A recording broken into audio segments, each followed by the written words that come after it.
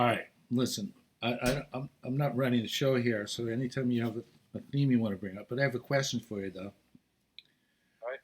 Um, do you think Bob Dylan influenced the Beatles, and if so, how? I don't know that he influenced them as much as he challenged them. I think there was always competition in popular music in the 60s, and probably still is today.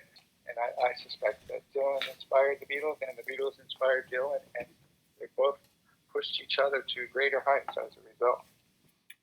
I have my theory. Well, I think Bob Dylan definitely influenced the Beatles, and the number one influence was he introduced them to marijuana. Uh, That was a big influence. And, that leads to a thing I want to tell you. On the tour, occasionally Paul would have parties. He probably had 5 or 6 parties over the course of 2 or 3 months there in his suite. I mean, he would take the whole floor like in Japan, the Okura Hotel, which was a very nice hotel. He would have a whole floor for him and his family because he toured with all the kids and everything. And Mary was 23, and Stella, who's now famous on her own right, was 20, and little James was 16. Um, anyway, I got invited to the parties. They would just be like, 20 people or something like that. But I was getting ready to leave, and you know, Paul got busted for marijuana in, like, I don't know if it was 1979 or something, in Tokyo, and spent 10 days in jail. Everyone knows that. Meanwhile, here it is 1993, and he's got marijuana again. And anyway, Paul starts telling one of the guys, I think it was his piano tech, the guy who tunes his piano, nice guy.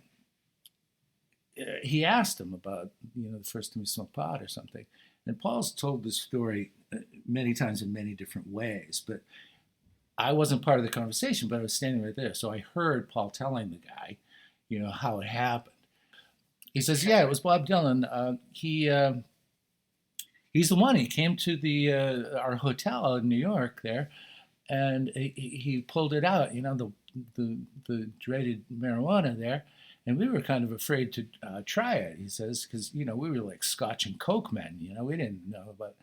But anyway, so he goes, and this is part of the story that we've all heard.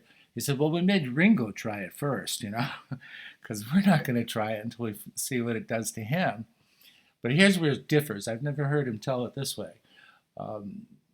He said, so Ringo smoked it.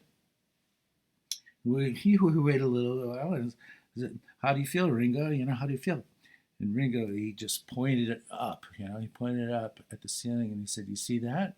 And they look up, and they said, "Yeah, the ceiling, yeah." He says, "Yeah." Ringo says, "If you need me, that's where I'll be." So he told that, and I thought it was very funny, but he never said it that way anywhere else.